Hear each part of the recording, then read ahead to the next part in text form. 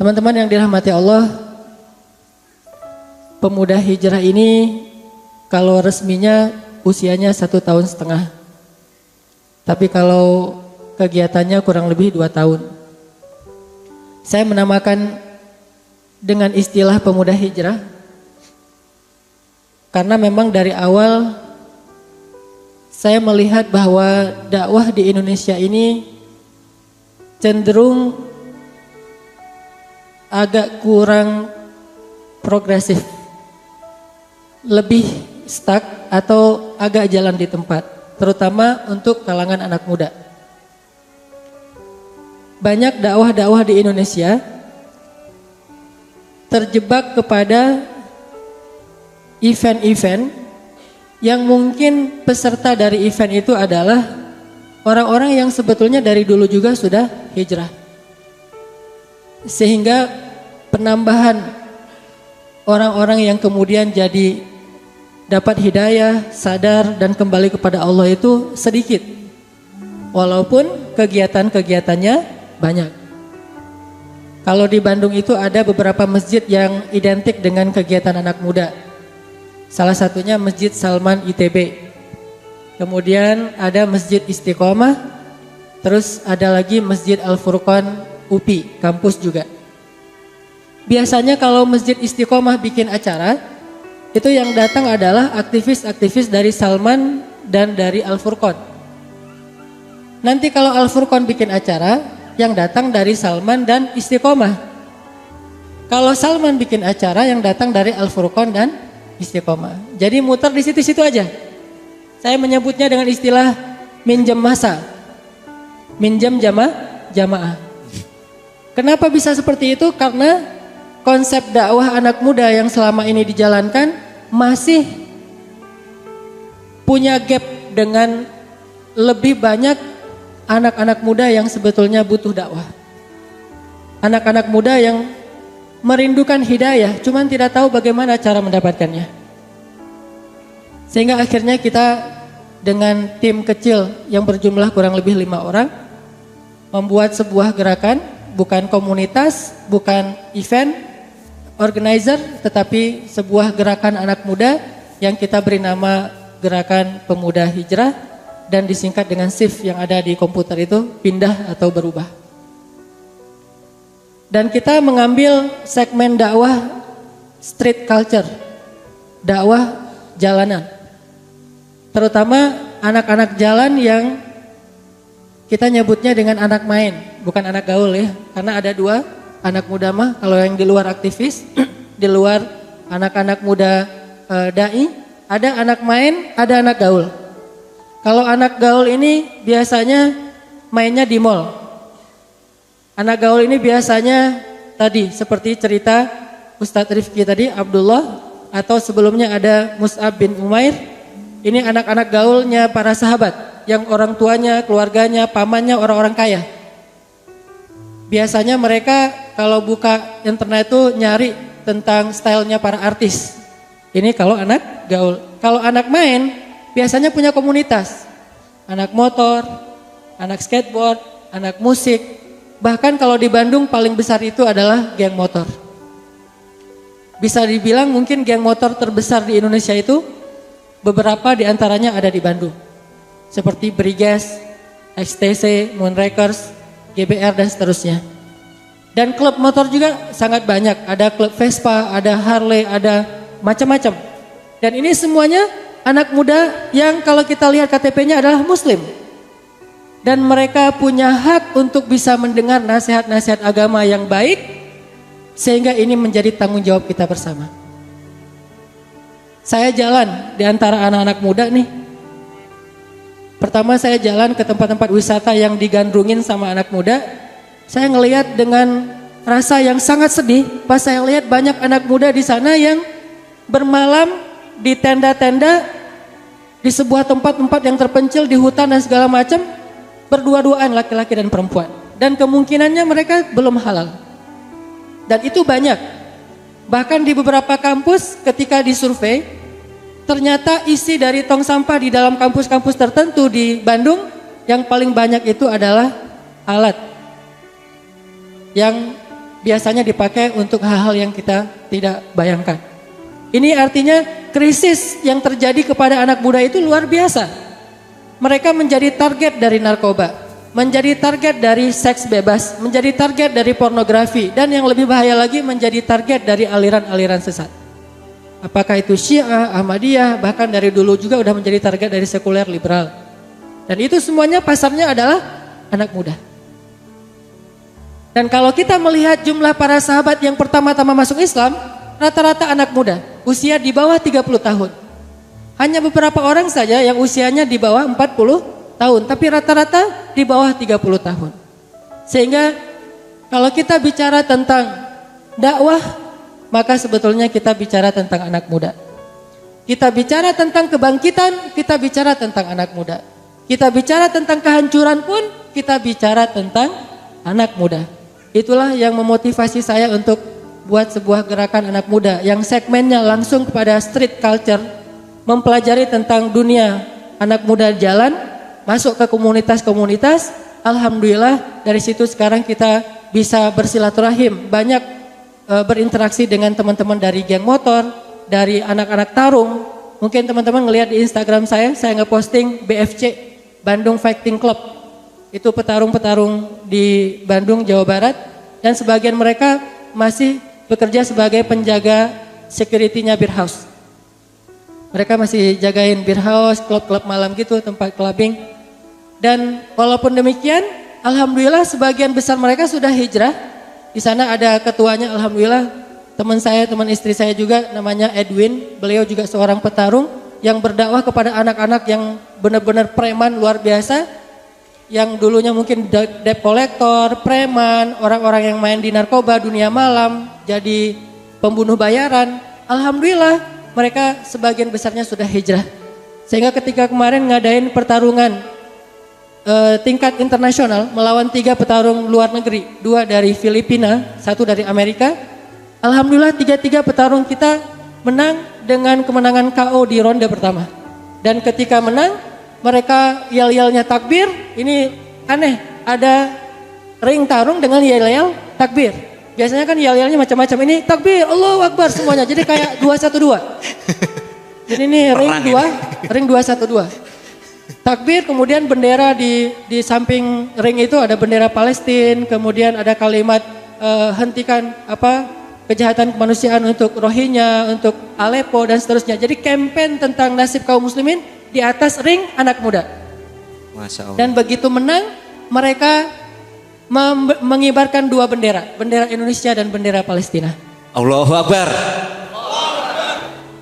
Ini pertama saya lihat ada ring yang mengibarkan 2 bendera, bendera Indonesia dan bendera Palestina, dan dia mencium 2 bendera itu kemudian bersyukur pada Allah. Sehingga ketika mereka tarung saya nonton la haula wala quwata illa billah, la haula wala quwata illa billah, karena saya nggak rela orang Indonesia dikalahin sama Amerika. Begitu ronde pertama Amerikanya KO, bahkan yang dari Filipina maaf sampai patah tangannya dikunci dan dia nggak nyerah-nyerah, akhirnya patah. Mudah-mudahan udah sembuh. Intinya di situ kita melihat bahwa anak muda itu punya peluang besar untuk pergerakan, untuk kebangkitan Islam. Hanya masalahnya dakwah ini belum sampai kepada mereka. Dakwah ini masih terkungkung di dalam masjid. Sehingga kalau kita berdakwah hanya di dalam masjid, insya Allah yang datang adalah orang-orang yang udah soleh. Sedangkan kita masih butuh jumlah lebih banyak dari kaum muslimin di Indonesia yang mayoritasnya sekarang berada di luar masjid, di komunitas-komunitas, di jalan-jalan, di tempat-tempat tongkrongan mereka. Sehingga mulailah saya mencoba mengubah cara saya berdakwah. Kemudian juga saya coba mulai main dengan mereka. Tadi disampaikan hobi saya skateboard, bukan hobi, cuma senang nemenin mereka main skateboard. Dan saya bukan pemain skateboard yang pro, cuman kalau sekarang saya lebih banyak dan senang mainnya di laut, surfing. Jadi bahkan ketika saya main di laut di sana itu ada namanya Batu Karas, dan itu laut untuk surfing, ombaknya besar-besar, laut selatan. Ketika siangnya saya surfing, alhamdulillah gara-gara ngelihat saya surfing, akhirnya beberapa surfer pro tingkat internasional yang pernah juara di Australia di beberapa tempat, malamnya kita ikut kegiatan taklim dan ditutup dengan qiyamul lail. Jadi surfer ikut qiyamul lail ini unik.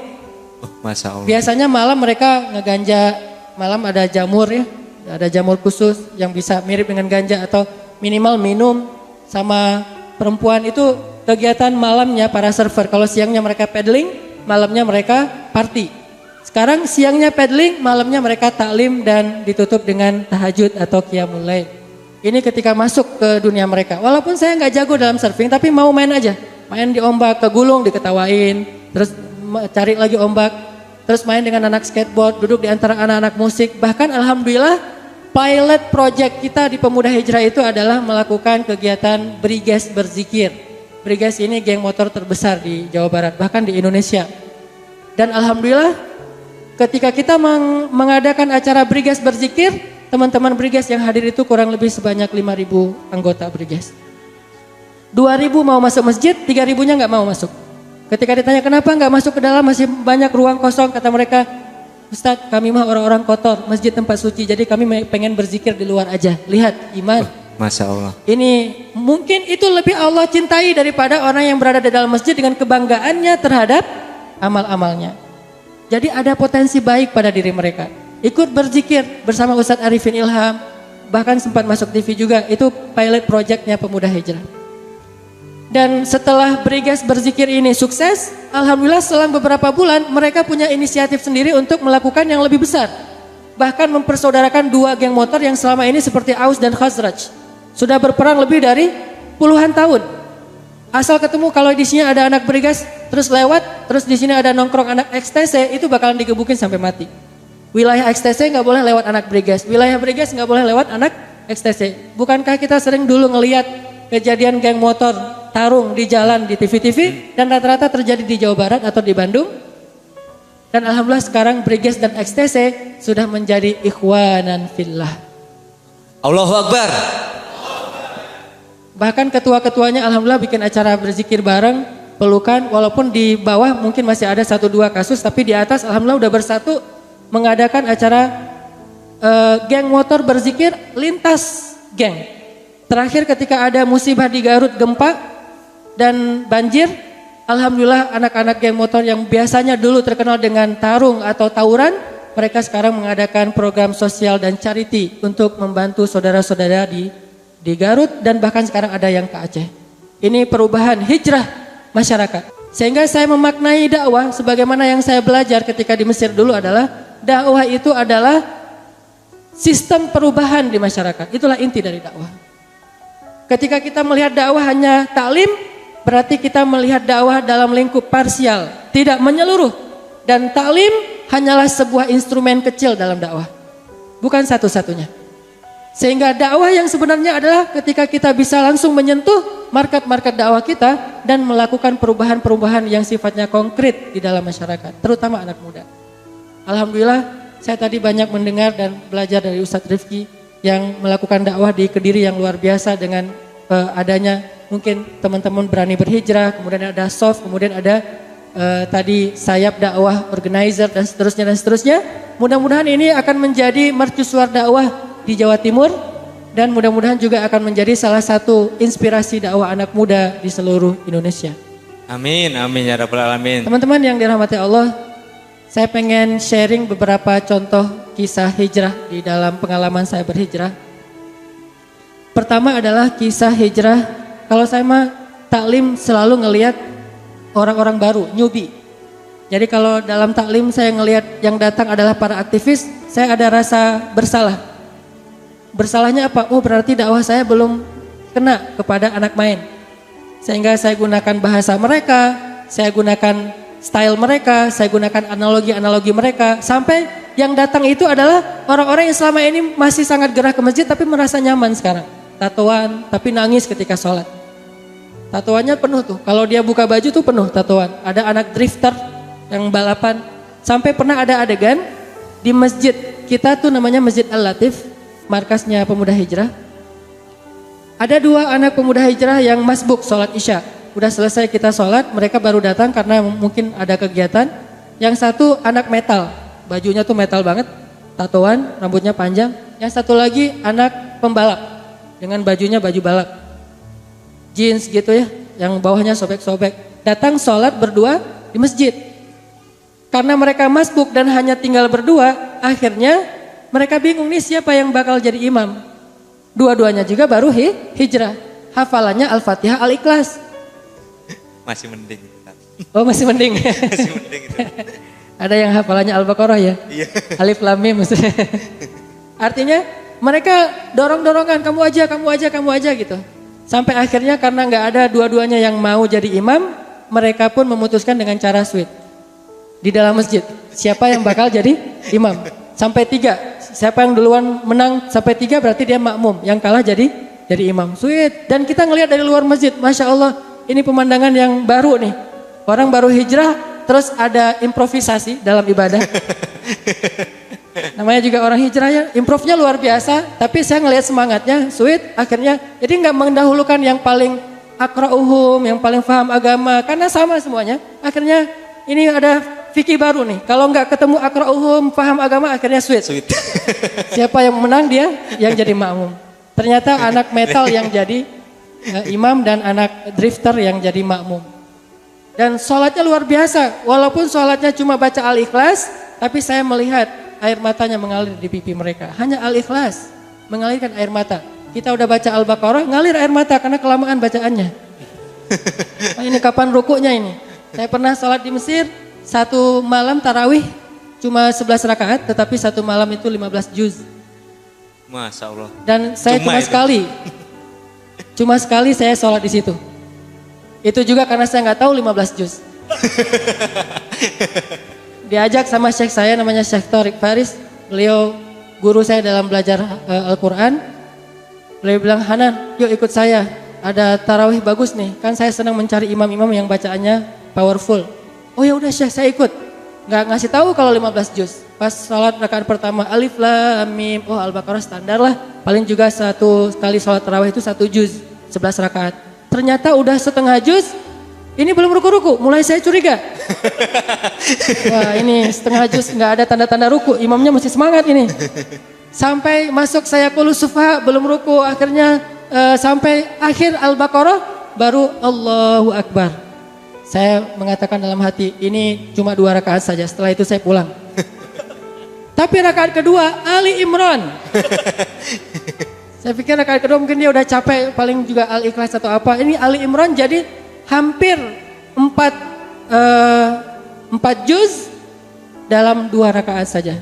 Sehingga kita sholat tarawih dari Ba'da Isya, selesai tarawihnya menjelang subuh. Hampir gak sempat makan sahur.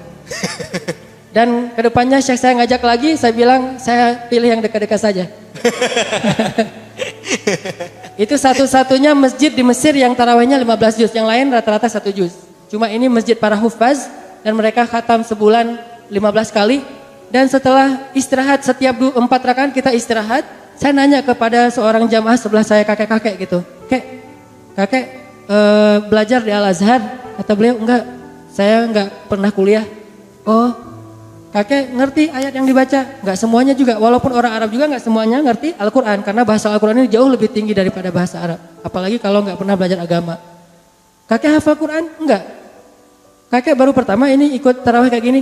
Saya sudah 10 tahun dek tarawih di sini. Setiap tahun saya tarawih di sini. Saya tanya kepada beliau, Kek, saya tuh belajar di Al-Azhar, jurusan tafsir Al-Quran. Saya hafal ayat yang dibaca, saya paham sedikit-sedikit. Tetapi dan saya lebih muda dari kakek. Kok saya nggak betah berdiri? Sedangkan kakek tenang aja. Saya udah garuk-garuk udah. Untung aja saya nggak bersin-bersin. Udah nggak. Imam nih lama banget. Beliau tenang khusyuk. Saya tanya, apa yang membuat kakek lebih betah dari saya? Kata beliau, kamu berdiri dengan tenaga kamu. Saya berdiri dengan iman. Masya Allah. Allahu Akbar. Makanya kemarin kita lihat pas 212 ya. Ada yang cacat ikut. Ada yang udah tua nyapu-nyapu. Tapi yang berikutnya yang dibayar gak bisa seperti itu kan ya. Karena tenaga, harta, semua itu tidak bisa mengalahkan iman. Masalahnya iman ini belum kita masukkan ke hati-hati dengan seizin Allah. Orang-orang yang layak mendapatkannya yaitu kaum muslimin, anak-anak muda yang banyak. Mereka butuh iman, mereka butuh hidayah. Dan itulah hadiah paling berharga dari seorang saudara kepada saudaranya. Makanya saya bahagia ngelihat teman-teman hijrah ini, setelah mereka hijrah saya malah merasa malu. Ibadah mereka jauh melampaui ibadah saya. tilawah mereka ada yang itikaf terus. Azamnya apa? Pokoknya kalau saya belum nikah saya itikaf aja. Makanya nggak nikah-nikah. Allah cinta sama dia jadi suruh itikaf. Rajin itikaf terus. Dan salah satu kisah yang membuat mereka sangat terinspirasi dari kisah-kisah jomblo fisabilillah ini adalah Wis, ada istilah baru jomblo fisabilillah. Luar biasa. jadi di kita itu ada hashtag jomblo fisabilillah dan hero-nya adalah Julaibib. Mungkin Ustadz udah lebih tahu kisah seorang sahabat jomblo yang Allah berikan jodoh luar biasa dunia akhirat namanya Julaibib. Yang melamar budak aja nggak diterima, apalagi orang merdeka. Ngelamar perempuan budak aja nggak diterima, apalagi orang merdeka. Tetapi dengan doa Rasulullah SAW akhirnya dia mendapatkan seorang istri bukan budak, bahkan anak seorang kepala suku yang soleha, yang kaya, yang berpendidikan, dan itu menjadi istrinya di dunia dan istrinya di akhirat. Apa rahasianya? Iktikaf. Rahasianya itikaf. Itikaf 40 hari. Sehingga sekarang di Pemuda Hijrah karena banyak jomblo, masjid penuh dengan itikaf. Terinspirasi dari Julaibi. Itikaf sambil ngepoin Instagram. Ini mana? Ini alhamdulillah kisah-kisah hijrah yang luar biasa. Termasuk ada yang lucu juga. Seorang mahasiswa di Bandung berasal dari Makassar. Suatu malam pas waktu maghrib dia lagi bertamu ke rumah temannya di dekat masjid. Lagi ada acara teman-temannya di dekat masjid, di rumahnya di dekat masjid. Terus pas habis maghrib karena dia pengen ke toilet di rumah temannya penuh, akhirnya dia ke toilet masjid. Dan dia selama ini nggak pernah ke masjid. Kuliahnya juga hampir di DO, pokoknya gagal aja. Narkoba, seks bebas, segala macam, pergaulannya udah rusak. Jauh-jauh merantau dari Makassar, ternyata sampai di Bandung malah terbawa oleh arus modernitas di Bandung. Akhirnya dia datang ke masjid untuk minjam toilet. Dia datang ke toilet. Alhamdulillah dengan takdir Allah waktu itu lagi ada taklim saya di dalam masjid. Dan belum banyak. Masih sekitar 300-400 orang. Akhirnya datanglah dia ke toilet. Karena sound systemnya kedengar sampai ke toilet. Dia sambil duduk lama di toilet sambil dengar tausiah. Ya duduk sambil dengar tausiah. Mungkin lebih khusyuk dia daripada kita. Kalau kita mungkin duduknya gini sambil makan ya. Kalau dia mah duduk khusyuk aja dengerin tausiah. Alhamdulillah takdir Allah ternyata berkenan di hatinya. Dan saya bacakan beberapa ayat di antara ceramah, ada ayat yang dibacakan dan ternyata dia senang dengan bacaan itu. Setelah selesai hajatnya di toilet, akhirnya dia masuk ke masjid, dia duduk di paling pojok masjid. Tidak berwudu, tidak ngapa-ngapain, hanya duduk aja di pojok masjid dengerin tausiah diam-diam. Pas waktu sholat isya, kita sholat isya, dia nggak ikut sholat. Karena dia belum pernah sholat. Dan udah lupa bagaimana cara sholat. Akhirnya dia duduk di pojok, hanya dengerin. Ternyata yang menangis dalam sholat itu justru yang tidak sholat, yang duduk di pojok, bukan yang sedang sholat. Hidayah Allah Subhanahu Wa Taala. Saya baca, alhamdulillah ternyata ayatnya berkenan di dia. Ar-Rahman, fabi ayyi ala'i rabbikuma tukadziban. Dia nangis. Akhirnya setelah selesai isya, dia ikut gabung dalam majelis taklim. Kemudian setiap minggu dia datang untuk ikut taklim. Baru setelah Ramadan dia ikut itikaf dan bercerita tentang kisah hijrahnya. Sampai pas Ramadan ibunya nanya, kamu kenapa belum pulang? Biasanya sudah pulang dari awal Ramadan. Kenapa ini belum pulang? Lagi di itikaf, Mak. Itikaf di mana kamu? Di masjid. Hah? Aneh sekali. Kata ibunya. Aneh sekali kamu ke masjid. Biasanya di klub, di mana? Sekarang ada di masjid. Dan ketika pulang ke Makassar, sekarang dia menjadi muazin tetap dan bukan muazin maghrib, muazin subuh.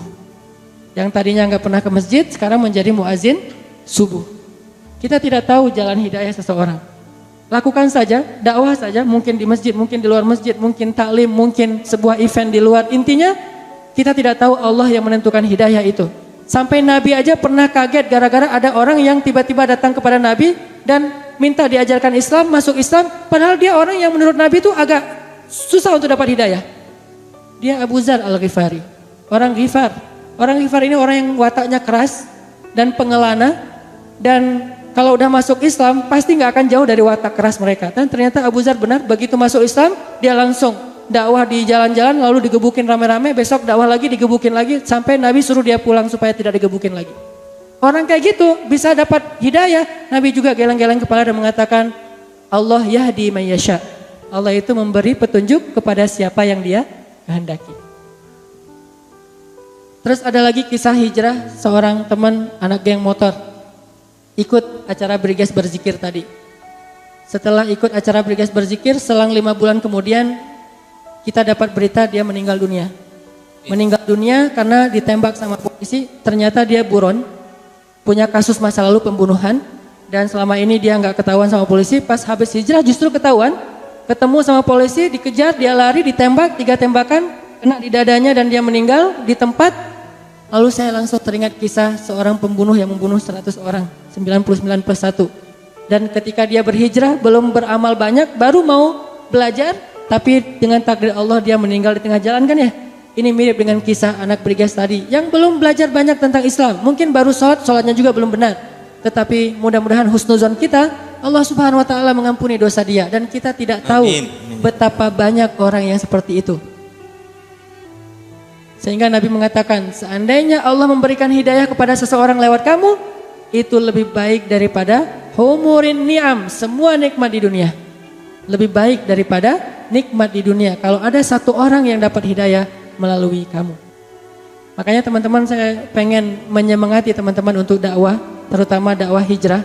Kalau dakwah hijrah berarti segmennya bukan yang udah hijrah. Kalau yang udah hijrah itu namanya dakwah tarbiyah, membina, mendidik. Sedangkan kalau dakwah hijrah berarti dakwahnya dengan segmen yang murni belum hijrah. Bahkan yang masih fobia terhadap Islam, yang masih takut terhadap Islam, yang kemarin gak mau datang 212, bahkan dia benci kepada yang datang 212. Mereka bukan musuh kita, mereka target dakwah kita. Kalau ada yang mengatakan ngapain sih gitu-gitu amat, ngapain sih rame-rame, emang sholat Jumat harus di situ banget, gak bisa di masjid masing-masing. Dia bukan musuh kita, mereka adalah market dakwah kita. Kalau mereka belum mau ikut, berarti kita masih punya PR nih. Daripada kita berorasi mengatakan yang gak ikut itu munafik, yang ikut itu mukmin haqqa, ini memecah belahkan di antara kaum muslimin. Maka kita berdakwah kepada mereka. Tapi treatment berdakwah kepada mereka sangat berbeda dengan treatment dakwah tarbiyah. Sangat berbeda. Dan kita harus sabar dengan banyak perubahan. Saya kalau di taklim itu ada yang datang belum pakai jilbab, saya bahagia. Berarti kena dakwahnya nih. Kalau yang datangnya udah jilbab, udah cadar, insya Allah ini udah soleh dari dulu. Tanpa saya pun mudah-mudahan ada ustadz lain seperti Ustadz Rifki yang ilmunya lebih banyak yang bisa mentarbiah mereka. Kalau saya mentarbiah mungkin pas-pasan ilmunya, sehingga saya mencari mana nih yang benar-benar belum hijrah. Sehingga kalau dia datang dengan pakaian kantornya, kan taklim kita habis maghrib, rata-rata pulang kantor jam 5, dengan pakaian kantornya masuk ke masjid, canggung-canggung itu kelihatan orang yang belum pernah ke masjid. Pas masuk ke masjid nih gimana caranya nih, masuknya gimana, kaki kanan atau kaki kiri, gitu aja dia masih bingung. Pas sudah masuk, mukenanya habis, akhirnya dia duduk dengan pakaian kantornya. Kita tidak mengucilkan dia, kita tidak memarahi dia, kita tidak menganggap dia menistakan masjid, karena itulah kemampuan dia. Dan saya bahagia kalau ada yang seperti itu yang datang, daripada pulang kantor mereka ke klub, pulang kantor mereka swimming pool, dan saya ngelihat banyak di tempat-tempat hiburan mereka pulang kantor pada mungkin vaping, maka lebih baik mereka ke taklim walaupun belum sempurna. Sehingga butuh treatment yang mengena kepada mereka dengan judulnya, dengan pembahasannya, dengan gayanya, dengan akhlak kita kepada mereka. Jadi ada kayak istilah customer delight. Jadi kalau ada yang datang ke masjid tanya, "Mas, wudunya di mana?" Jangan tunjuk, tapi bawa dia ke tempat wudu. Sama kayak kita datang ke misalnya supermarket, tanya, yang bagian minuman di mana? Dia nggak akan nunjuk kan?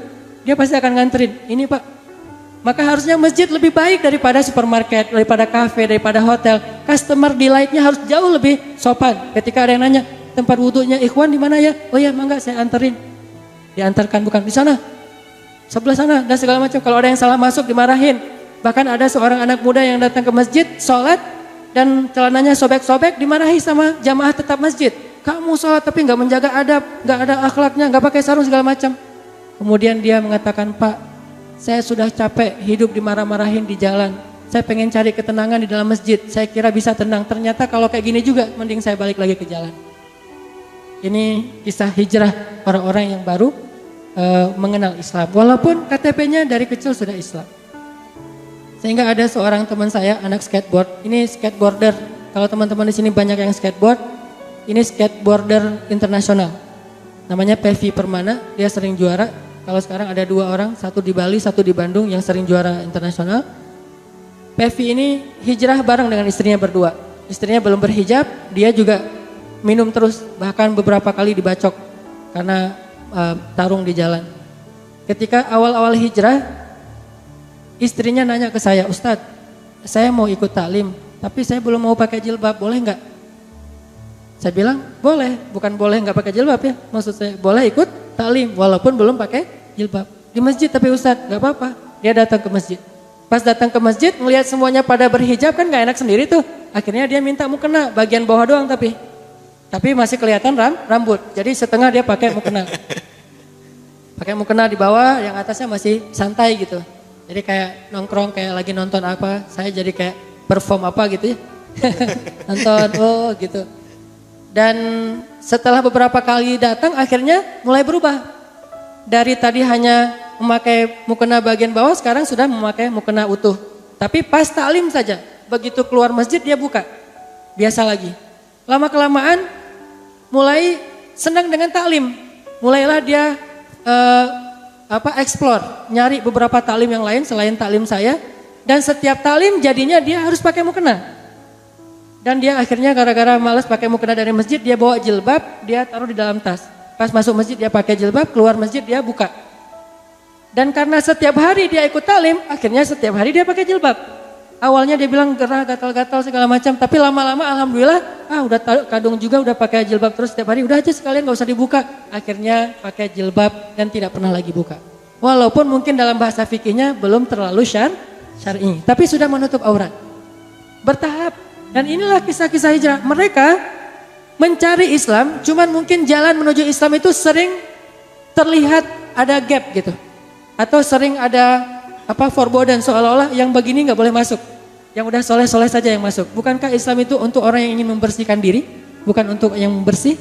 Fala tuzakku anfusakum huwa a'lamu bimanittaqo. Makanya sahabat-sahabat itu ada yang dulunya pemabuk. Bahkan ada yang udah masuk Islam pun masih mabuk. Bahkan ayat tentang khamar aja turunnya bertahap. Masih mabuk, pas mau datang ke masjid masih teler. Sehingga turun ayat, janganlah kalian mendekati sholat dalam keadaan teler atau mabuk. Kemudian baru mereka, kalau mau dekat sholat mah kita sadar dulu. Nanti habis sholat baru kita pesta lagi. Dan seterusnya sampai akhirnya benar-benar diharamkan. Walaupun sudah diharamkan pun masih ada seorang sahabat, saya lupa namanya, yang dia masih suka minum. Sampai dia berkata, seandainya saya meninggal, nanti tolong saya dikuburkan di bawah pohon anggur. Supaya buah-buah anggur yang jatuh ke tanah karena busuk, kemudian saripatinya itu sampai membasahi tulang belulang saya. Saking candu dengan minuman. Bahkan di masa Umar bin Khattab jadi khalifah, dia dicambuk, dia ketawa dicambuk. Dia ketahuan mabuk, dicambuk sama Umar, ketawa dia. Karena udah biasa dicambuk gara-gara mabuk. Sehingga akhirnya Umar menambah jumlah cambukan kepada orang yang mabuk 2 kali lipat daripada fikih di zaman Rasulullah SAW. Sehingga orang mengatakan, ya Umar, ini tidak pernah dipraktekkan oleh Rasulullah. Umar menganut model pemikiran yang maqasidus syariah, sehingga dia mengatakan, kalau dulu di masa Rasulullah dengan sekian kali pecutan mereka bertaubat, sekarang tidak lagi bertaubat, sehingga saya akan tambahkan supaya mereka bertaubat. Itu juga dia nggak bertaubat. Baru bertaubat menjelang syahidnya dalam suatu pertempuran, itu juga gara-gara dapat hidayah dari Allah Subhanahu wa taala untuk meninggalkan khamar, baru dia mendapatkan pahala syahid. Intinya banyak cerita-cerita hijrah yang luar biasa dari orang-orang di luar sana. Sehingga pertanyaannya adalah, dakwah kita udah sampai belum ke mereka? Kalau sampai, kita akan melihat ketakjuban yang luar biasa dari perubahan-perubahan mereka. Bisa jadi orang yang mungkin sekarang kita anggap gak pernah sholat segala macam, kalau dia udah dapat hidayah, dia jauh lebih soleh daripada kita. Kalau seorang Umar bin Khattab sudah dapat hidayah, dia jauh melampaui sahabat-sahabat yang lebih dulu masuk Islam daripada dia. Bahkan tadi Abdullah seolah-olah melampaui, walaupun kita tidak berani mengatakan melampaui Abdullah ibnu Mas'ud, tapi seolah-olah Abdullah ibnu Mas'ud cemburu kepada beliau. Termasuk Ikrimah, siapa yang tahu anaknya Abu Jahal menjadi seorang mujahid yang bahkan berbaiat mati untuk menghabisi barisan-barisan musuh dan kemudian syahid dalam peperangan karena Allah Subhanahu wa taala. Intinya dakwah harus sampai kepada sebanyak mungkin manusia, terutama kaum muslimin. Dan untuk sampai kepada mereka, kita butuh treatment yang beda supaya sesuai dengan kebutuhan mereka. Mulailah saya membangun silaturahim, mulailah sering main, sehingga banyak orang menganggap, ini kok Instagram Ustadz tapi kerjaannya main saja. Karena di Instagram saya ada tagline, banyak main, banyak manfaat, banyak pahala, sedikit dosa. Ustadz, ini ustadz tapi main. Karena main itu adalah ladang dakwah saya. Ditambah lagi saya emang senang main. Jadi modus gitu ya. Main dakwah aja. Ngajak teman-teman, main yuk, jalan yuk dan segala macam. Bahasa dakwahnya hanya sepele gitu, nggak terlalu banyak saya mengeluarkan ayat dulu. Karena ketika saya datang langsung Allah berfirman, udah kabur. Panas. Langsung panasnya. Panas. Harus diruqyah. Saya datang sesungguhnya Rasulullah SAW bersabda, pasti kabur. Akan ada masanya mereka harus tahu tentang al-haq, yaitu Al-Quran, al-hadis. Cuman awal masuk untuk bisa membuat mereka tertarik adalah dengan treatment hubungan yang baik dengan mereka. Kita harus respect kepada mereka. Kita harus, tidak boleh kalau dalam prinsip kita dakwahnya no judgment. Gak boleh menjudge sama sekali. Salah pun tidak dijudge, hanya diajak. Sehingga ada satu slogan di kita, nahnu du'at walaysa qudad. Kami ini adalah para da'i, bukan para hakim. Sehingga kami tidak menghakimi, tetapi kami mengajak. Kalau ada yang salah, nggak dijudge tapi diajak. Ayo kita ke sini, ayo kita ke sini. Sehingga nanti dia sendiri yang akan bisa membedakan, oh ternyata ini salah. Dan alhamdulillah di kita juga banyak anak musik-musik underground. Mungkin salah satu teman-teman yang tahu ada namanya Dempak. Tulisan ininya sebenarnya Dempak, panggilannya Dempak, Jaruji, underground banget. Itu musik-musik yang kalau di luar negeri ya kurang lebih seperti NoFX lah ya. Yang teriak-teriak sampai serak gitu. Ternyata alhamdulillah dengan tatonya yang penuh sekarang sudah ahli masjid. Begitu juga tadi ada anak geng motor Briges yang tadinya main di jalan, bacok-bacok orang, sekarang malah rajin dakwah. Sekarang malah dia masuk ke dakwah komunitas burung. Dia beli burung yang paling mahal, yang suaranya paling bagus, entah berapa puluh juta, supaya bisa masuk ke komunitas burung-burung itu yang berjudi, dia dakwah di sana. Dia bilang, ini semuanya Allah yang menciptakan, ini burung luar biasa. Kita kalau burung bersuara kita takjub, tapi suara azan tidak takjub. Akhirnya datang satu-satu. Dan alhamdulillah sekarang juga setengah dari pemain bola Persib udah ngaji di kita. Alhamdulillah. Kiper Dedan Nasir yang mungkin kemarin mengibarkan bendera Palestina di lapangan bola ketika mampu menghalau tendangan penalti di PON, dia selebrasi dengan keliling lapangan sambil mengibarkan bendera Palestina dan ternyata diikuti oleh supporternya. Supporter-supporter yang nggak pakai baju, yang tatoan kayak gitu, yang kelihatan wajahnya wajah yang orang mungkin sama sekali belum dekat dengan agama. Mereka berdiri di atas pagar-pagar stadion, kemudian mereka mengibarkan bendera Palestina tapi nggak pakai baju. Ini syiar dan dimulai dari dakwah anak muda.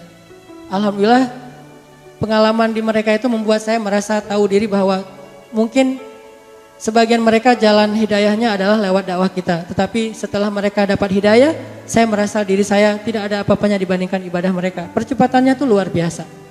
Sehari mereka ada yang membaca Al-Quran 5 juz, 10 juz. Padahal mereka baru hijrah. Kita aja yang udah belajar menghafal Quran dari dulu juga nggak segitu banyak. Sampai sehari 10 juz, 3 hari khatam, 3 hari khatam. Tahajudnya luar biasa. Kalau kita tahajud sampai nangisnya sampai ada yang pingsan. Saya tahajud pas lagi witir, apalagi kemarin kita kunut nazilah, ada yang pingsan. Saking luar biasa rasa takutnya kepada Allah dan dia ingat dosa-dosa dia di masa lalu sampai akhirnya jatuh pingsan. Kalau yang saya dulu di Mesir hampir pingsan gara-gara kelelahan, kepanjangan. Kalau ini pingsan karena iman.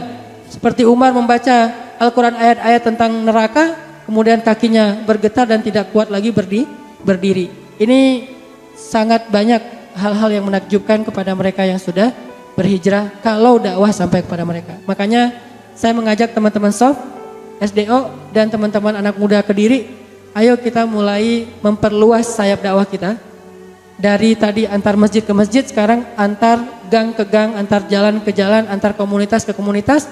Tapi dengan prinsip, satu, no judgment. Jangan pernah menjudge orang lain. Karena tidak ada yang tahu surga neraka dia kecuali Allah Subhanahu Wa Taala. Dan tidak bisa disimpulkan kecuali kalau dia sudah wafat. Kalau sebelum wafat semua bisa berubah. Bukankah Nabi mengatakan ada orang yang beramal soleh tapi matinya su'ul khotimah, yang berdosa matinya husnul khotimah? Sehingga kita tidak menjudge, oh ini ahli neraka. Wah ini orang sesat sekali, wah ini orang dan segala macam. Kita ajak dia. Yang kedua, selain kita jangan menjudge mereka, yang kedua mulai dulu dari bahasa silaturahim sebelum bahasa dalil. Bahasa silaturahim itu bahasa universal. Makanya banyak sahabat yang masuk Islam gara-gara Nabi silaturahim. Hanya bertanya, gimana keadaan kamu? Kaifa asbahta? Kaifa asbahta? gimana keadaan kamu hari ini, gimana keadaan kamu hari ini, lama-lama dia dapat hidayah. Ada yang dapat hidayah lewat senyum, ada yang dapat hidayah gara-gara dijenguk ketika dia sakit, ada yang dapat hidayah lewat hadiah, dan seterusnya, silaturahim. Perbanyak silaturahim dengan teman-teman kita. Jangan putuskan hubungan dengan mereka. Walaupun uzlah itu dibolehkan ketika kondisi kaum muslimin sudah rusak, tetapi memilih untuk berdakwah itu lebih utama daripada uzlah. Karena Nabi mengatakan, al-mu'minul ladzi yukhalitun nas wa yasbir ala adahum khairun minal mu'minil ladzi lam yukhalitin nas wa lam yasbir ala adahum. Mukmin yang bergaul dengan manusia dan bersabar dengan gangguan mereka lebih utama daripada mukmin yang tidak berani bergaul dengan manusia dan tidak bersabar atas gangguan mereka. Walaupun bukan berarti ketika kita udah masuk lagi ke sana terbawa lagi. Kalau ini mungkin belum siap, lebih baik kita uzlah. Cuman kalau emang kita bisa menjaga jarak dan tetap istiqomah, mudah-mudahan dengan satu orang dapat hidayah lewat kita, kita mendapatkan nilai di sisi Allah lebih baik daripada dunia dan seisinya. Itu yang kedua, buat teman-teman di sini, ayo kita perluas jangkauan dakwah kita, karena Indonesia, apalagi sekarang kondisi di dunia, semakin kaum muslimin semakin terzolimi, sehingga kebangkitan pemuda itu sesuatu yang sangat dibutuhkan oleh umat Islam di dunia. Sekarang kalau kejadian kayak di Aleppo, yang bisa aktif untuk bisa benar-benar menyelamatkan kaum muslimin dari Aleppo untuk keluar, hanya Turki sendiri. Sedangkan yang lain, kalau Saudi sekarang dengan dikacaukan oleh Yaman yang Houthi, jadi sibuk dengan Yamannya, dengan kemudian orang-orang yang pemberontak yang Syiah juga. Kemudian kalau negara-negara yang lain kayak Mesir memang sudah hilang dari tangan kita. Hanya Turki saja yang aktif membuka lalu lintas diplomasi dan politik dengan Rusia, Iran supaya gencatan senjata dan bisa mengeluarkan kaum muslimin dari Aleppo untuk diselamatkan. Terutama korban-korban yang sakarat atau yang sedang luka parah. Dan Indonesia padahal punya Myanmar, Rohingya. Itu PR kita bersama.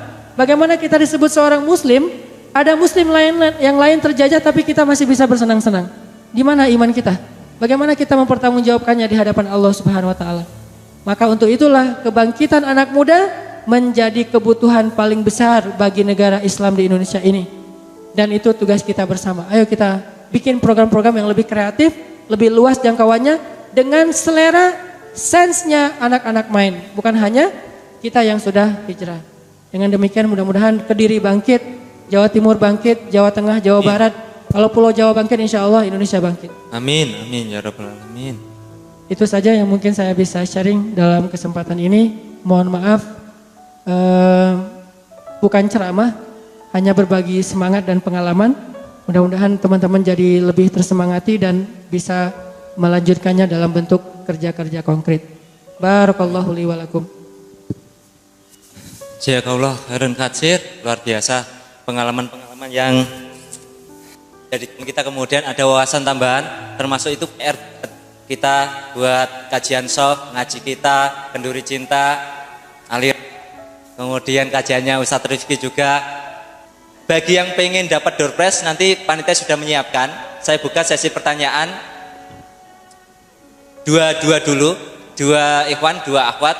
Tafadhol kalau ada yang ingin bertanya, baik kepada Ustadz Rifki atau kepada Ustadz Hanan Ataki, silahkan. Assalamualaikum warahmatullahi wabarakatuh. Waalaikumsalam warahmatullahi wabarakatuh. Tanya kepada Ustadz Rifki atau Ustadz Hanan? Siapa saja? Siapa saja? Oke, saya berarti nanti. Enggak. Materinya Ustadz Rifki atau Ustadz Hanan? Dua-duanya. Begini Ustadz, bismillahirrahmanirrahim. Saya kan barusan hijrah. Dulunya saya pakai hijab tapi masih pendek. Dan waktunya kumpul sama temen, kumpul. Diajak jalan, karaoke oke, ngaji, ya ngaji jalan, seperti itu. Terus sekitar 3 bulan 4 bulan ini saya sudah meninggalkan. Jadi apa itu namanya, kalaupun nggak jalan, nggak ngaji, saya lebih baik di rumah seperti itu. Lalu sama teman mungkin kecewa sama saya, diajak keluar nggak mau, begini nggak mau. Saya sampai diginiin, sekarang kamu pakai hijabnya panjang, iya. Lebih banyak di rumah, iya. Terus nanti kamu pakai cadar, insya Allah. Nanti lama-lama kamu jadi teroris. Seperti itu Ustadz. Saya Pakai panci enggak itu nanti? Enggak, ganti wajan. Karena panci sudah soalnya. terus saya sakit hati. Sebenarnya saya sakit hati, tapi mau jawab saya nggak punya ilmu. Saya punya suami, saya bilang ke suami, Pak, ini kok seperti ini bagaimana? Jawabnya suami saya dengan ilmu pas-pasan juga karena kami baru-baru berhijrah, bilang putusin saja silaturahminya mah, nyari yang lain katanya. Nah, itu bagaimana menyikapi yang seperti itu? Saya baru saja pakai media sosial juga, dulunya saya enggak pakai. Saya pakai media sosial, artinya saya mau jualan online. Nah, karena ini saya ada pengajian, dikirim undangan, saya pasang di DP. Katanya disindir, sembunyikanlah ibadahmu seperti kamu menyembunyikan aibmu. Padahal niat saya tidak seperti itu. Akhirnya saya jadi minder sendiri. Harus seperti apa saya menyikapi mereka. Saya diceritain juga sama suami yang ilmunya pas-pasan juga. Mah, Nabi Muhammad hijrah saja sampai dilempari kotoran, sampai dilempari batu dan sebagainya. Sudahlah, nggak usah didengerin seperti itu. Kalau teman seperti itu, delkon, katanya seperti itu. Jadi bagaimana Ustadz untuk menyikapi seperti itu? Terima kasih. Assalamualaikum warahmatullahi wabarakatuh. Waalaikumsalam warahmatullahi wabarakatuh. Luar biasa, pertanyaannya nyambung sama tema kita hari ini ya. Yang akhwat, alhamdulillah prosesnya luar biasa seperti tadi. Tadinya jilbabnya biasa, kemudian lebih syar'i sekarang. Mas Azan hari ini nggak berjilbab, kan bisa tahu besok tetap nggak berjilbab, ya kan? Jangan, soalnya horor nanti jadinya. Yang Ikhwan, monggo kalau ada yang ingin bertanya. Wah, ya, 1, 2, pas nanti. Yang muda dulu. Enggak. Ya udah, ayo monggo. Assalamualaikum warahmatullahi wabarakatuh. Waalaikumsalam warahmatullahi wabarakatuh. Untuk Ustadz siapa? Perlu kenal lagi Mas? Oh iya, monggo silakan. Nama saya Edwin. Nah, ini ada 2 pertanyaan yang ingin saya tanyakan ke Ustadz Hanan Ataki. Yang pertama, alhamdulillah sudah 1,5 tahun ini saya sudah berhijrah dari dunia gelap pacaran. Dari yang dulu untuk sholat subuh saya ropel dengan duha. Alhamdulillah sudah 1,5 tahun ini sudah 1,5 tahun ini sudah alhamdulillah bisa rutin tertib berjamaah di masjid. Nah, yang ingin saya tanyakan adalah bagaimana cara mengajak teman-teman dekat saya untuk bisa rutin sholat berjamaah di masjid waktu subuh khususnya. Padahal beberapa dalil sudah saya sampaikan, kok hasilnya kok masih sama saja. Itu yang pertama. Terus yang kedua, kemarin Rabu saya diundang Dinsos Kota Kediri untuk mengisi acara sosialisasi ke sekitar 14-15an anak pang. Nah, yang ingin saya tanyakan, waktu saya sosialisasi itu kurang ada gregetnya gitu. Masih selama saya sosialisasi di sana masih sepaneng. Artinya sepaneng, masih kurang ada interaksi antara yang saya ajak ngomong dengan saya sendiri. Padahal juga saya sampaikan bahwa saya dulu berangkat waktu SMP juga hampir sama seperti mereka. Sudah saya samakan kondisinya, saya dulu juga pernah merasakan kehidupan di jalanan, sampai akhirnya saya ajak rutin. Insya Allah di Dinas Sosial sendiri tahun depan mau ada gerakan pemuda untuk meramaikan masjid-masjid yang ada di Kota Kediri. Itu insya Allah mau saya bantu juga rencananya. Jadi yang pertanyaan kedua, bagaimana cara mengajak hijrahnya untuk anak-anak khusus yang pang. Soalnya saya lihat sendiri, ada yang pakai tindik di hidung, ada yang tatoannya sampai ke leher. Itu yang benar-benar dunia yang baru bagi saya. Dan saya belum pengennya masuk ke ranah yang seperti itu. Jazakallahu khairan. Assalamualaikum warahmatullahi wabarakatuh. Waalaikumsalam. Terima kasih Mas Edwin. Yang tadi yang pertama beliau curhat, yang kedua baru pertanyaan. Tadi juga tanya. Pertanyaan semua tadi. Ya, yang pertama bagaimana cara ngajak teman-teman dekat saya untuk bisa rutin sholat berjamaah subuh di masjid. Tuh, Terima kasih. Assalamualaikum warahmatullahi wabarakatuh. Mensikapi perkembangan dakwah di Kediri ini, saya sampaikan salut. Terima kasih. Perkembangan pertama yang dilakukan staff itu, pertama pada awalnya saya lihat sangat salut sekali ya. Ketika saya masuk di kajian itu, saya juga sungkan ya. Oh, isinya anak-anak muda semua, yang tua kok mau saya. Akhirnya saya kembali pulang ya. Nah, di dalam perkembangan itu saya lihat kok ini akhirnya ada banyak yang tua-tua. Akhirnya saya masuk ini. Alhamdulillah. Satu itu melihat mencikapi perkembangan itu, saya senang sekali bagaimana perkembangan itu kita lebih luaskan sesuai dengan ada sayap dakwanya, bisa terbang kemana-mana. Pertama, kita melihat perkembangan di Kediri ini semakin lama semakin seperti gado-gado, banyak ya, dari sajian-sajian ya. Gado-gado itu iyalah kalau itu berguna bagi kita, kalau tidak berguna maka akan menjadi runyam negara kita, khususnya di Kediri. Kemarin ada gusuran di Semampir itu rencananya ditaruh di rumah susun ya, ada sebagian enggak di rumah susun. Kalau itu tidak kita garap maka orang lain yang menggarap. Itu pertama, kita tidak bisa menggarap dakwah di situ, orang lain yang akan menggarap. Dakwah kita harus bisa keluar. Kita bisa lihat perkembangan di kristenisasi yang ada di gunung, maksudnya di gunung di gunung Posarang itu siapa yang menggarap? Yang orang-orang itu saja. Karena kita cuma di masjid melulu. Saya senang sekali, terima kasih pada Ustadz Tengku yang memberi spirit semangat kepada dakwah kita. Itu pertama. Saya melihat di WHA kemarin ada curhat-curhatan masalah saya ingin menjadi penulis, tapi apa yang saya tulis lantas ditaruh di mana kalau saya sudah menulis? Perlunya suatu dakwah ini kita rerut orang-orang seperti itu, dimasukkan di dalam kajian kita ya, di dalam grup kita, sehingga ada komunitas penulis yang di bawah kajian kita. Kemarin saya omong-omongan dengan Ustadz Ganang, Ustadz Rizky juga disentil ya. Mana Ustadz Rizky itu? Mana Ustadz Rizky? Di situ kondom-kondom banyak ya. Apa garapan selama ini Ustadz Rizky? Saya tangkap itu. Iya ya. Ini penting sekali kita garap juga ya.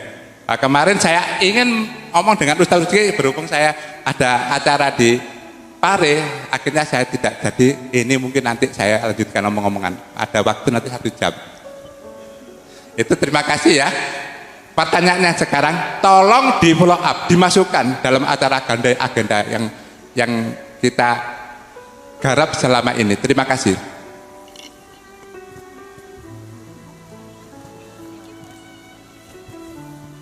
Untuk yang satu akhwat tadi sama Mas Edwin, insya Allah dijawab sama, satu lagi.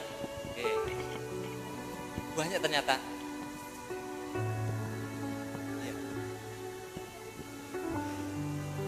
Kita nanti di sesi kedua ya. Ini yang sesi pertama dulu, 3 dulu. Insya Allah nanti ada sesi kedua. Yang dari ibu tadi sama, monggo Ustadz Hanan dijawab.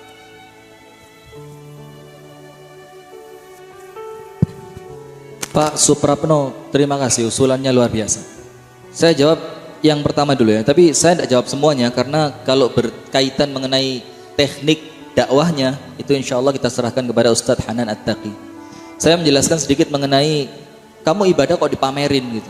Ibadah kan harus ditutupin, tidak boleh dipasang di foto profil, tidak boleh diupload di Facebook segala macam. Perlu kita bedakan antara ajakan dengan pameran.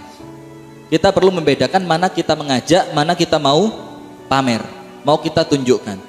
Dan dalam masalah semacam ini sama sekali bukan ruang lingkup manusia. Ketika kita tampakkan, itu belum tentu orang yang menampakkan niatannya riya. Boleh jadi dia menampakkan untuk apa? Boleh jadi memotivasi orang lain. Boleh jadi mengajarkan orang lain yang mungkin sedang lupa. Boleh jadi juga untuk berupa ajakan kepada orang lain. Nah, maka dari sini jangan sampai kemudian kita tertipu akhirnya tidak mau menampakkan. Padahal dengan menampakkan ibadah, tapi tetap harus hati-hati ya. Karena memang kita yakin dengan menampakkan itu ikhlasnya jauh lebih susah. Dengan kita tampakkan, kita yakin ikhlasnya jauh lebih lebih susah. Akan tetapi apabila kita terganggu oleh setan, akhirnya tidak mau menampakkan, akhirnya munculnya apa? Orang lain tidak bisa mendapatkan virus kebaikan.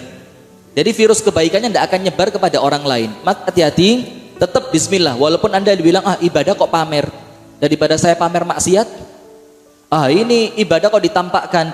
Loh, bukan maksudnya menampakkan, kita mau sekedar memberikan ajakan, memberikan undangan sebagaimana yang disampaikan oleh Ustadz Hanan At-Taqi tadi. Apabila ada satu orang yang ikut dan subhanallah kita perantaranya, karena undangan kita, karena melihat foto profil kita, karena melihat status di Facebook kita, maka itu insya Allah lebih bagus dari dunia dan seisinya. Itu sedikit mengenai menampakkan tadi ya. Kemudian Bapak Suprapno tadi bagus sekali. Memang di Kediri ini beberapa tahun terakhir mulai banyak giat dakwah. Akan tetapi kemudian kesannya seperti gaduh-gaduh. Yang kemudian sasaran dakwanya tidak jelas. Akan tetapi saya kurang sepakat apabila dibilang gaduh-gaduh. Saya lebih sepakat itu kepada segmennya masing-masing. Karena orang dakwah itu kan punya pasarnya masing-masing ya. Ada untuk kelas yang mungkin memang mereka baru berhijrah. Ada untuk kelas yang memang kepada orang-orang yang memang sama sekali tidak ada keinginan untuk hijrah. Ada orang yang kemudian kelasnya sudah untuk kelas serius. Nah maka ini kemudian menjadikan dakwah itu sesuai dengan pasarnya masing-masing. Walaupun tetap kita harus punya tujuan yang sama, punya program yang sama, punya titik final yang sama. Yaitu bagaimana disebutkan oleh beliau tadi, adalah dakwah itu adalah untuk memperbaiki umat. Bukan sekedar ceramah-ceramah saja. Nah maka di sini bagus sekali usulannya, harapannya juga kami tampung. Jadi kok seakan-akan dakwah kita tidak ada efeknya. Itu yang salah bukan mad'u, bukan objek dakwahnya, tapi tentu kita bersama ini yang sudah merasa sudah hijrah, tapi kok kemudian hijrah kita tidak memberikan perubahan kepada masyarakat. Wallahu taala a'lam bissawab. Sampun nggih? Sampun nggih, Bu? Cekap jawabannya? Oh, belum, kurang nggih. Ditambahi sama Ustaz Hanan insyaallah. Ya, tadi alhamdulillah Ustaz Rifki menjelaskan secara fikih dan nilai idealnya. Saya akan coba melanjutkan sedikit mungkin dari sisi teknis how to-nya.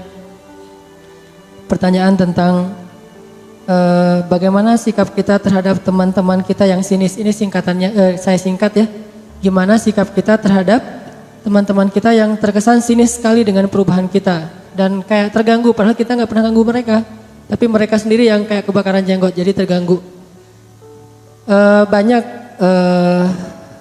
Mbak yang bisa kita lakukan, tapi salah satunya adalah selain terus menjaga silaturahim dengan mereka, yang penting kita tidak memutuskan. Kalau kita diputuskan, maka kita doakan semoga ada jalan bagi kita untuk tetap menjaga hubungan baik dengan mereka.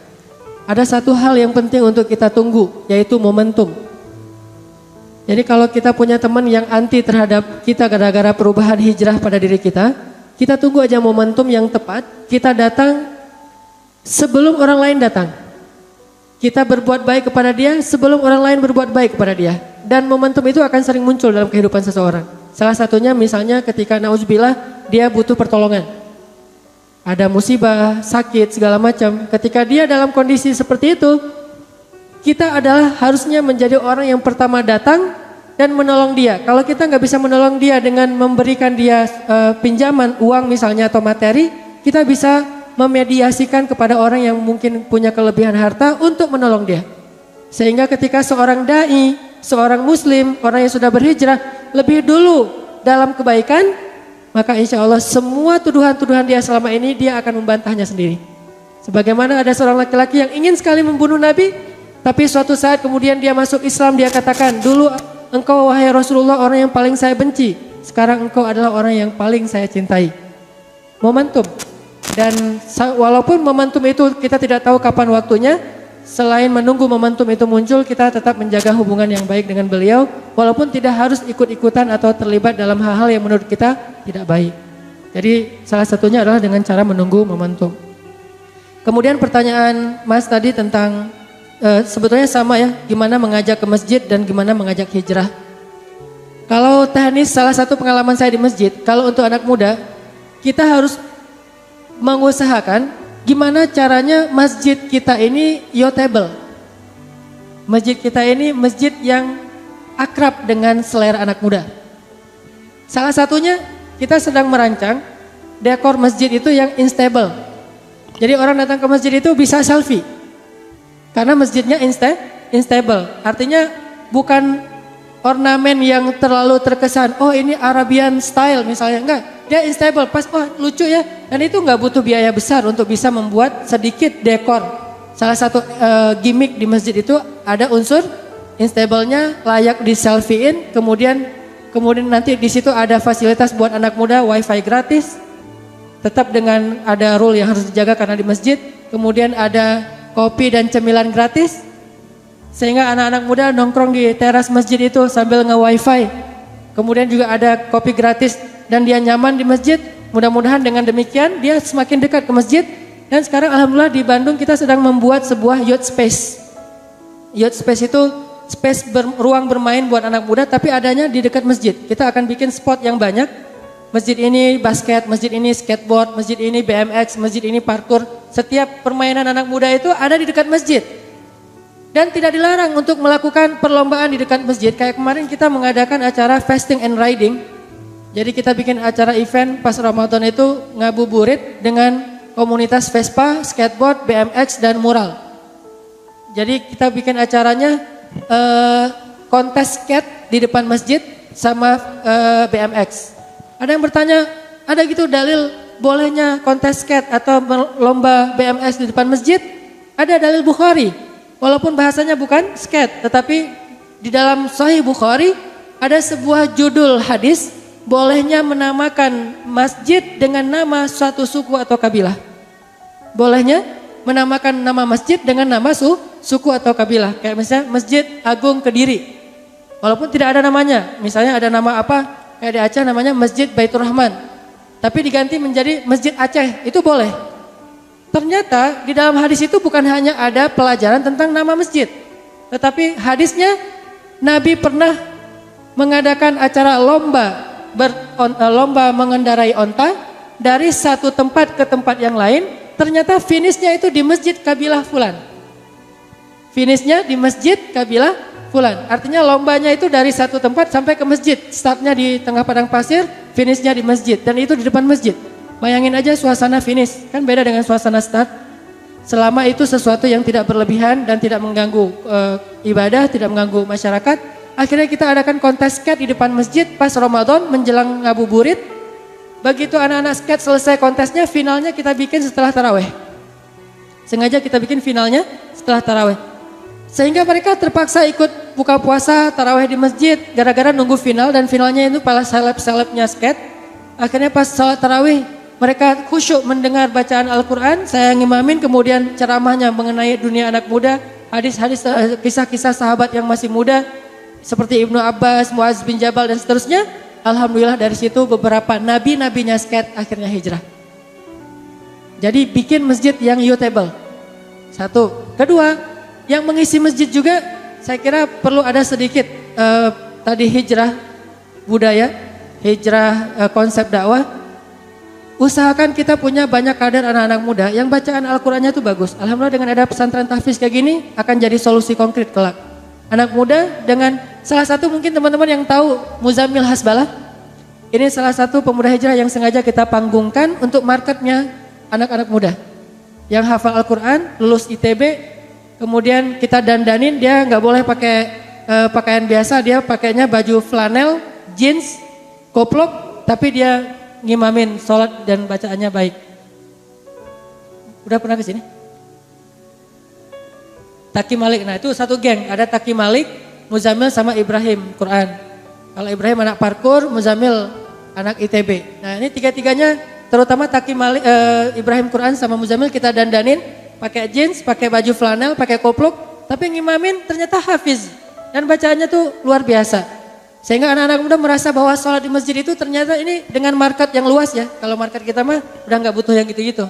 Tapi kalau market di luar kita, yang hal-hal yang kayak gini yang sifatnya gimmick, entertain itu sangat berarti buat mereka. Muazzinnya juga harus anak muda yang suara azannya menyentuh. Yang azannya itu powerful. Karena pernah juga di Bandung ada seorang muazzin, dia anak pang, hijrah terus azan. Cuman culture pangnya belum hilang. Begitu dia azan, Allahu Akbar, Allahu Akbar. Jadi rock gitu ya, underground. Tiba-tiba dia lagi azan, mic-nya mati. Pas mic-nya mati, dia teriak. Dan teriaknya gaya anak pang, keluar kalimat-kalimat dari kebun binatang. Pas dia teriak, mic-nya nyala. Pas asyhadu anna Muhammadar Rasulullah, mati. Keluar yang berinisial A. Keluar gitu kalimat itu. Mic-nya nyala, akhirnya kedengaran satu kampung. Semua orang berbondong-bondong datang ke masjid. Itu azan paling powerful. Gara-gara ada kesalahan sehingga orang datang bukan pengen dengar azan, tetapi pengen lihat siapa yang azan, kok ada kata-kata itu di dalam azan. Jadi azan itu berpengaruh teman-teman. Dan saya ngerasa juga, saya juga yang mungkin dari dulu dengan agama, udah sering belajar agama segala macam, tapi pas dengan azan yang powerful, itu punya dorongan yang lebih untuk datang ke masjid. Apalagi yang azan itu jomblo yang baru diputusin, itu powerful banget. Jadi lagi baper-bapernya azan gitu ya, kan itu powerful tuh. Mudah-mudahan ya, mendayu-dayu sampai ke hati gitu. Nah, jadi kalau bagi saya konkretnya kayak gitu. Terus fasilitas lain yang penting buat masjid itu mikrofon dan sound system. Teman-teman tahu Tomorrowland? Tomorrowland itu konser anak muda terbesar di dunia. Kalau di Indonesia namanya DWP, kalau di dunia namanya Tomorrowland. Dan bendera paling banyak dikibarkan di Tomorrowland itu bendera apa? Israel. Dan lambang dari Tomorrowland itu bintang mata satu. Jelas-jelas Dajjal. Dan mereka vulgar banget dengan simbol-simbol kayak gini. Mata satu, kemudian ada simbol satanik, atau kalau nggak gini.